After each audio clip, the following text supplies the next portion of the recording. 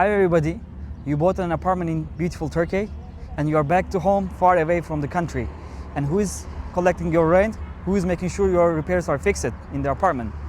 And who is making sure the apartment is not just sitting there empty?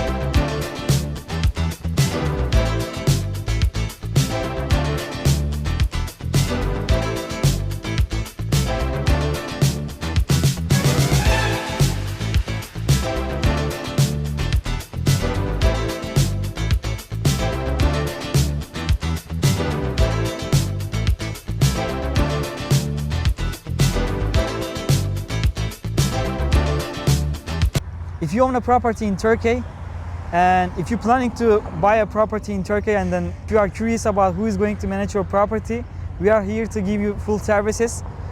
You can contact with us, link is below.